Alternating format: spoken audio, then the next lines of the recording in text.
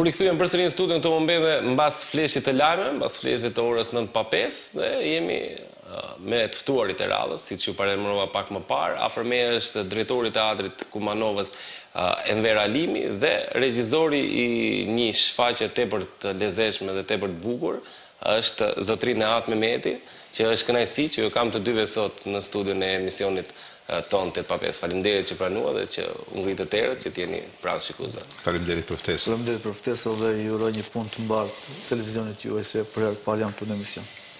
Kënaqësi që ju kam, siç thash edhe pak më parë, do të flasim për disa gjëra sot, do e lëm një temë si të lirë pak a shumë.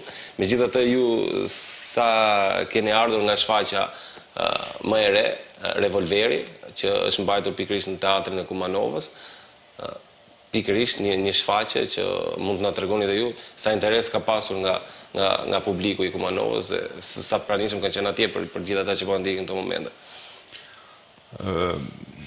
Për mua ka qenë një provokim i madh dhe procesi i punës ka qenë përvërtësisht 3 muaj. Do me thonë, ka qenë mjaft i lodhshëm. Mirë po që më në fund kemi arritur të bëjmë një shfaqje me cilësi të madhe. Për këtë flet vetë publiku i shfaqjes, ishin të kënaqur, vetë aktorët, dhe mendoj se ja kemi arritur. Ati qëllimin që keni pasur primar. Mos gabofsha, dje ishte edhe repriza. Ashtu, mbrëmje ishte repriza dhe si ishte nduke me premierën, flas ajo prurja e publikut? Njëjtë, reagimet janë të njëjta. Më thonë unë si regjisor. Do të thonë është e pëlqyeshme, nëse kemi të njëjtat ato që kemi pasur në premierë. Është e pëlqyeshme për shkak se vetë tema e cila trajtohet në shfaqje është... flasim dhe për të temë. Çfarë është tema që flitet tek Revolveri dhe pse e zgjodhët pikërisht këtë temë? Është tema e pushtetit. Është tema e pushtetit, mirë po për dallim nga teksti integral, për shkak se autori këtë tekst e ka shkruar viteve 60-ta, unë në konceptin tim regjistorial e kam zhvendos në ardhmëri, faktikisht në futurizëm. Dhe në ditën e sotme, mund të shkruajmë? Kam dashur të paraqes ngrirjen e personave në kohë, ngrirjen e tyre. Flas në atë kontekstin e përparimit, do të thonë nuk ka asgjë që përparon në vizionin e tyre, kur të vinë pushtet. Atë ndrohen pushtetet dhe secili prej tyre i cili premton platformën e tij, premton që për objektivet e tyre, qëllimet andaj këndej, mirë po kur të vinë pushtet, do të thonë nuk i realizon ato gjëra. Dhe qëllimi kryesor i çdo njërit prej tyre është që sa më tepër të mbesin në pushtet. Ky është imperativi kryesor i atyre personazheve, të cilët momentin kur të ulen te froni aty në karrig, qetërsohen. Do thonë, komplet huajsohen si persona dhe janë faktikisht aty bëhet edhe kontrastimi i personazheve, një personazh komplet ndryshe nga ai i cili paraqitet më herët. Aty është edhe bukuria e atyre personazheve. Faktikisht bëhet fjalë për personazhe të cilët e ceka pak më parë kur të ulen në fron për shkak mungesës të vitalitetit të tyre njerëzor. Ato e humbasin, domethënë, vitalitetin e tyre dhe mbesin robër të pushtetit të tyre, të fuqisë të tyre.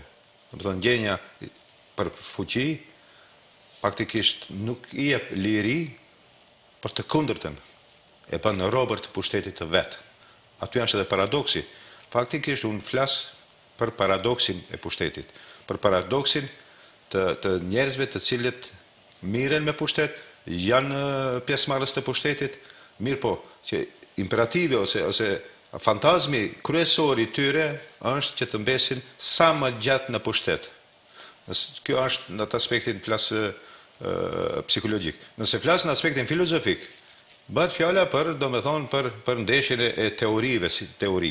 Teori të cilat secila teori shndrohet në dogmë dhe ajo teori tenton që përmes platformës së vet të jetoj sa më tepër në kohë, faktikisht në infinit, në pakufi.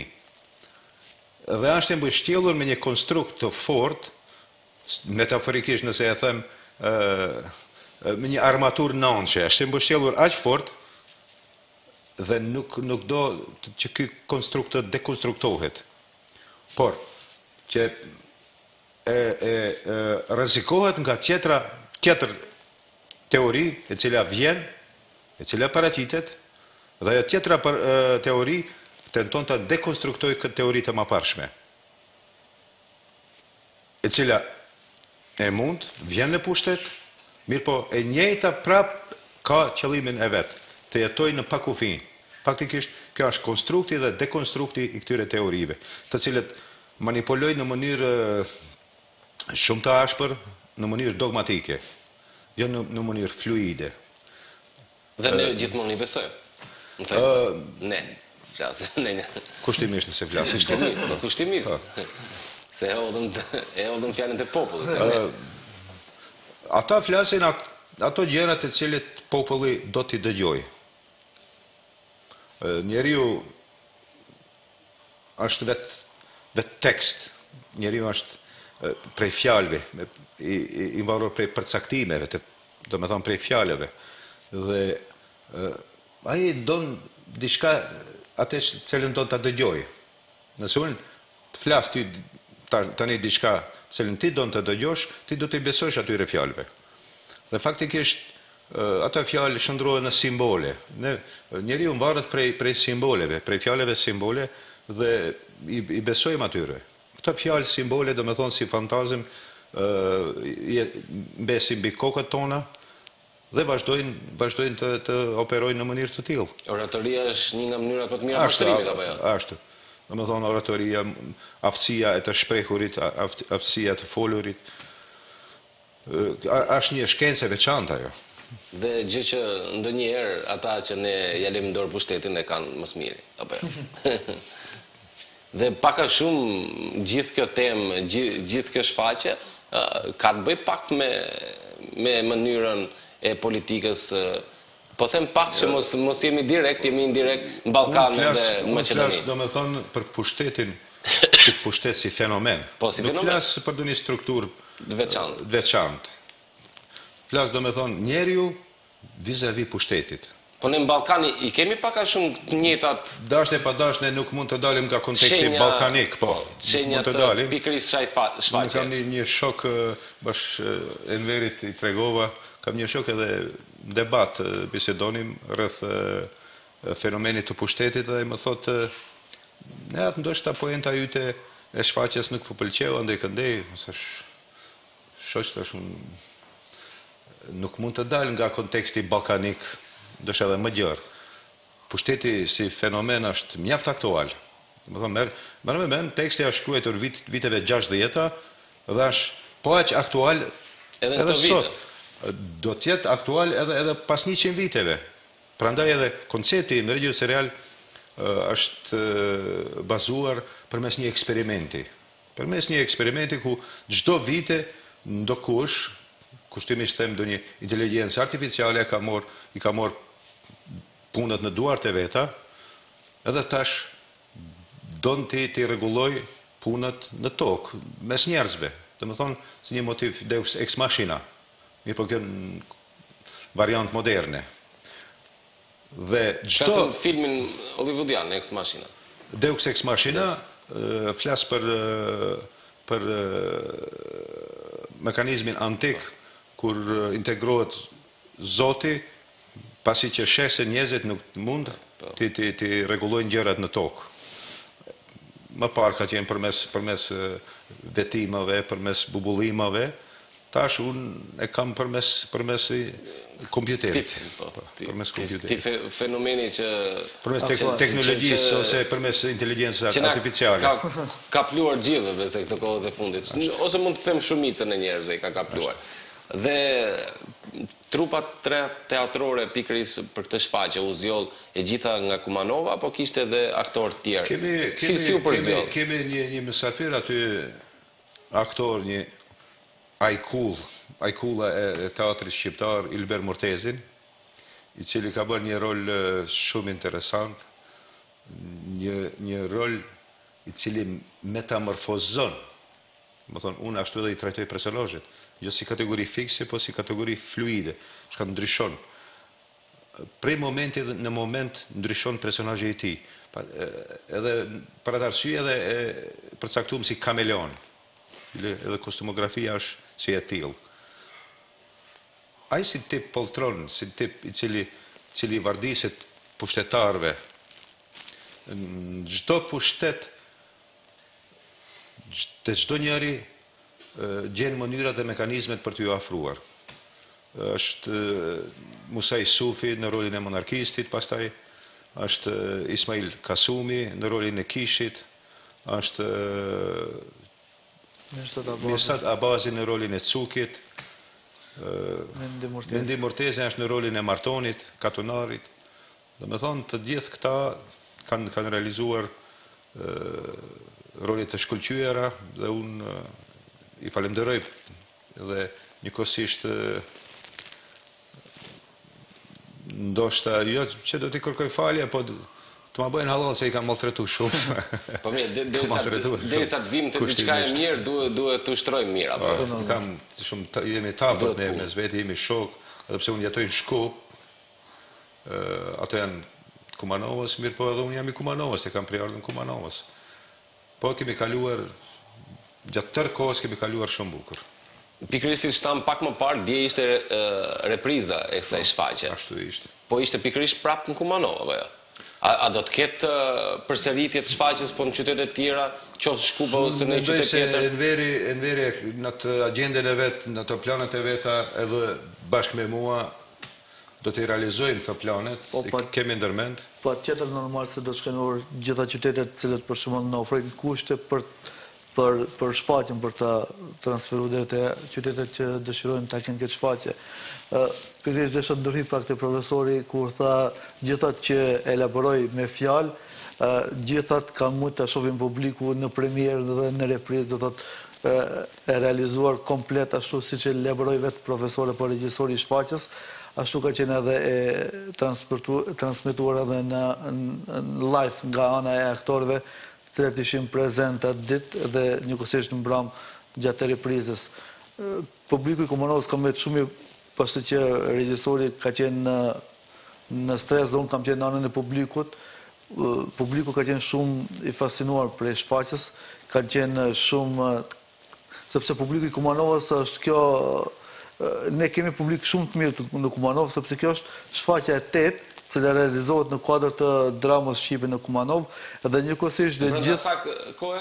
Brenda 4 viteve, do të 5 viteve që ne funksionojmë, kjo presë është hapur teatri apo drama shqipe në Kumanov, dhe njëkohësisht vitin e parë ne kemi pas shfaqje për të realizuar, fillu prej vitit dytë, ku ne konkurrojmë një vit më herët në ministri, edhe do të brenda 4 viteve kemi arritur të realizojmë 8 shfaqje deri tani, ku këtë vit kemi edhe 5 vjetorin, shpresojmë se do të festojmë edhe në mënyrë pak më jubilare 5 vjetorin e funksionimit të këtij institucioni.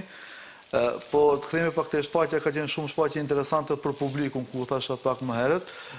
Do të thotë gjitha është në atë nivelin e lartë si shfaqje nga bisedet e publikut që mu më thanë vetë si udhëheqës i këtij institucioni, si do të thotë më thanë halal të qoftë për kësaj lloj shfaqje që na sjell ti në teatrin e Kumanovës.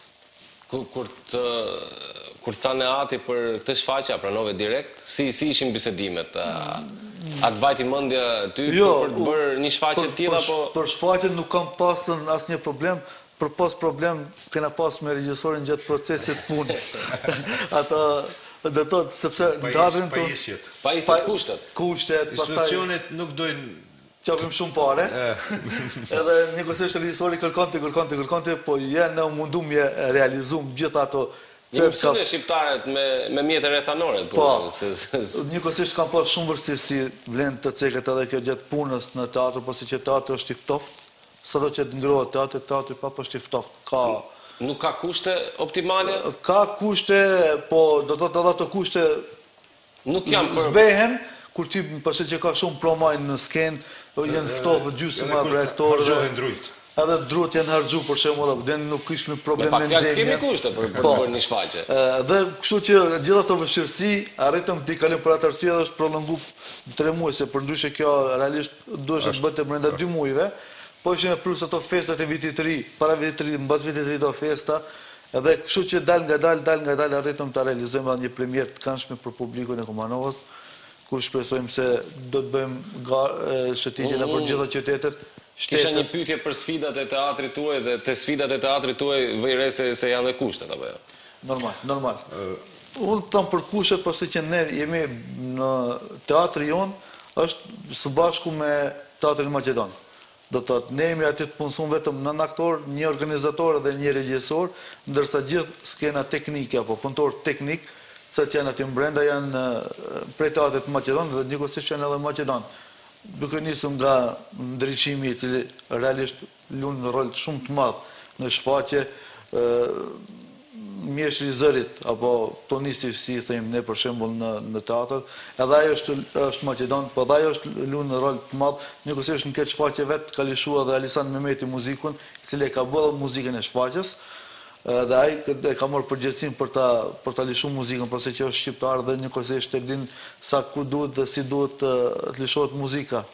Dhe gjithë ata punëtorë skenik, cilët ato, sepse koncepti i regjisorit ka qenë nëpër kabina ngrirë, që kanë qenë aktorë, dhe njëkohësisht duan ato me anë tekstit apo me anë televizjeve të aktorëve që janë shqiptar, dhe në qoftë se do të ishin edhe punëtorë skenik shqiptar, do të dinin sakt kur duhet cilën ato, kur duhet lëvizur, kur duhet, dhe për atë arsye, domthon kushte kemi, po dhe s'kemi për të bërë një punë të mirë që bëjmë ne, po ja që dal nga dal arrim ta deri në fund, dhe kështu që pas sfida nuk ka dhe sukses.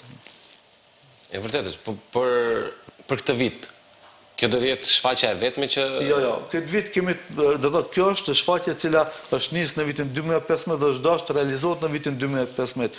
Po për shkak kusheve që kam më herët, është prolongu për fillim të vitit 2016. Dhe njëkohësisht ne kemi në plan program të realizohen edhe 2 shfaqje që do të financohen nga Ministria e Kulturës, dhe njëkohësisht një shfaqje për fëmijë që do të realizohet nga ana e vet institucionit ton. Pastaj janë edhe 2 shoqata Kumanovës, Italia dhe Ultra, që duan të realizohen premier në qytetin e Kumanovës, dhe njëkohësisht ne realisht shpresojmë se do të kemi 5 premiera këtë vit pas kësaj në gjuhën shqipe në teatrin ton të Kumanovës. 5 premiera nga trupa juaj apo nga trupa të tjera? 2 nga trupat tona, 3 realisht nga trupat tona, duke futur aty mbrenda edhe 2 projekte alternative. Edhe 2 alternative që duhet të realizohen, sepse janë shoqatat Kumanovës, po me gjetët aktor, me gjetët trup që do të realizohen shfaqje këtu në Kumanovë. Nëse do kishit kushtet, sa do ishte kapaciteti juaj që të sillnit? Realisht flam drejtën, do të sillim me dikun 4 shfaqje, apo 5 shfaqje, duke shtyr atë shfaqjen për fëmijë që i realizojmë ne vetë, për shembull pa buxhet të Ministrisë së Kulturës, do të ishin 5 shfaqje. Ne si piksynim, tham edhe këtë Lenta Ceket, sepse kemi ngritur shumë iniciativë për të marrë shtëpinë armatës, e cila është në hyrje të qytetit të Kumanovës dhe e cila për shumë pak kushte do të qëndronte në një teatr ku ne kemi si piksynim të dalim si teatri shqiptar apo drama shqipe të transferohet drejt tek ai institucion, sepse ajo është me pak investim mund të qëndrohet shumë lehtë në teatr. Ajo është që ka gati 10 vite që nuk shfrytëzohet për as gjësendi, po ndëgjojmë zëre se do të është dhënë dikun policisë apo është dhënë drejtorisë për pylltari dhe arhivit shtetëror, po do të thotë arhivi, policia dhe drejtoria për pylltari nuk di sa kanë hapësinë aty, sepse ai ka binën, e ka skenën, e ka gjitha mjetet dhe gjitha elementet për të bërë një teatr shumë të mirë, dhe njëkohësisht edhe neve do të letohemi, sepse punojmë bashkë me Maqedon dhe do të ketë mundësi për punësime të reja aty në atë institucion. Domethënë, do të ishte me të vërtet mirë që nëse do të gjendej një vullnet politik mes partive politike të transferohet teatri shqiptar, transferohet në objektin e armatës shtëpisë armatës në Kumanov, atëherë do të ishte kjo diçka një akt kombëtar, do të kisha thënë. Një akt kombëtar, për shkak se edhe do të ishin bërë disa punësime, por teatri do të kishte marrë tamam atë formën ashtu si duhej. Formën e dur. Ashtu. Për shkak se ceki edhe Enveri, tonisti do të jetë gjuhën shqipe, ndriçuesi, këndej, nuk do të ishin disa probleme të cilit tani janë evidente. Edhe pse punëtorët janë jashtëzakonisht të mirë, ato maqedonasit, mirë po natyra e profesionit është e tillë. Natyra e profesionit është e tillë për shkak se duhet sufleri shqip, ndriçuesi, tonisti, pastaj disa punëtorë skenës, ku besoj se këtë problem me një vullnet politik, partitë politike, qeveria e ardhshme do ta bëjë një gjë të tillë. Ne shohim shpesh në për teatra ndryshme këtu në Maqedoni që publiku sikur e haron atë vajtjen teatr. Po jo vetëm Maqedoni, po edhe në Ballkan përgjithsisht. Mund të na tregoni pak cilat mund të jenë ato mekanizma që publiku duhet të mësohet se si duhet të vijë në teatr. Ashtu siç kemi mësuar shembull,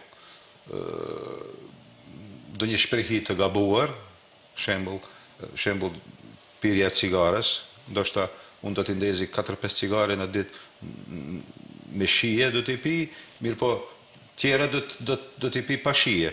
Do të thënë, kam një shprehi, vetëm se prej shprehish do t'a ndezi. Do të thënë, është shprehi e gabuar. Po ka dhe në tjetrën anë, shprehi jo e gabuar, shprehi e mirë për të vajtur në teatr. Ta ceki në Rusi, në kohën e Leninit. Lenini, do me thonë, në atë kohë, në varfëri të madhe, ka dashur që publikun ta dërgojë në teatr, ta ngrisë nivelin e popullit në nivel më të lartë kulturor. Ka mendu me këshilltar të vet andaj kënej si do ta bëjë një gjë të tillë dhe kanë ardhur në një ide shumë të mirë, do të thënë në hyrje të teatrit kanë pjekë simita, se pitalka apo si e thonë somuna. Dhe secilit që ka hyrë brenda, ja kanë dhënë nga një simit. Koha shumë e vështirë, do me thonë ekzistenciale, uria e madhe atë kanë shku mas simiteve, mas bukës. Mirë po, çdo herë kur kanë shkue, janë ullën, kanë ngrënë aty dhe kanë shikue shfaqje teatrore, i kanë pa. Ngadal e kanë marrë atë shprehi, kanë fillu të shikojnë shfaqje, vetë ju ka fillu interesi për shfaqje teatrore dhe interesi material për me ngrën ushqim material kanë bërë zhvendosjen në një ushqim shpirtëror. Unë për atë flas. Partitë politike shqiptare mos mendojnë me filozofinë e gjysmëbuke më tepër, nëse e hajnë. Kulturën e vendosin me prioritete shumë ulët dikun. Thojnë, më mirë të marrim dhe një prioritet gjysmëbuke më tepër këtu, po kulturën dikun më poshtë, që është total gabim. Kultura është ajo e cila një popull e ngret më lartë dhe gjen dritë në ndonjë tunel të zi. Vetëm si kultura. Ambasadore, i parë është kultura për një popull. Mirë po, ne si duket duhet të rishqyrtojmë disa gjëra. Ne si mentalitet apo si kontekst hapësinor këtu ku gjendemi, ku jetojmë, kjo është problem tani për tani. Shumë pak investohet në kulturën shqiptare. Edhe me këtë të fundit ne lejmë që të shpresojmë që të investohet më shumë. Ne gjithë së bashku të mundohemi të injektojmë më shumë kulturë, sepse edhe ne duhet të mundohemi dhe t'i afrojmë ata që na shohin këto momente rreth shfaqjeve, rreth emisioneve televizive, rreth organizimeve ndryshme. Dhe pse jo, t'injektojmë kulturë të pastër, jo kulturë artificiale si këto kohët e fundit po shohim shpeshherë. Të promovohen vlerat. Jo antivlerat. Një mesazh i bukur që unë do e mbyllja me këtë mesazh intervistën me ju. Ju falenderoj shumë, sepse minutazhi nuk na premton. Do kisha dashur të vazhdonim akoma më shumë së bashku, sepse ishte kënaqësi që ju kisha dhe ishte kënaqësi që të flisnim dhe të shtjellonim shumë tema. Ne do të vazhdojmë të flasim teatr dhe gjithë ata që ne kanë shikuar mëngjes do të vinë në teatr në shoh. Unë uroj që të vinë akoma edhe më shumë në teatr. Faleminderit shumë që ishit të pranishëm. Me ty që gjete të arsyeshme që na thrasish këtu dhe të ndajsh kohë për ne. Gjithmonë do gjej dhe do ndaj kohë për ju, për njerëz si ju. Faleminderit shumë. Ne në këtë momente do të shkojmë pikërisht me një insert që ka të bëjë me një grua që një furgon të vjetër ka shndruar në banesën e saj dhe më pas do të rikthehemi përsëri së bashku për të vazhduar rubrikat e emisionit tonë.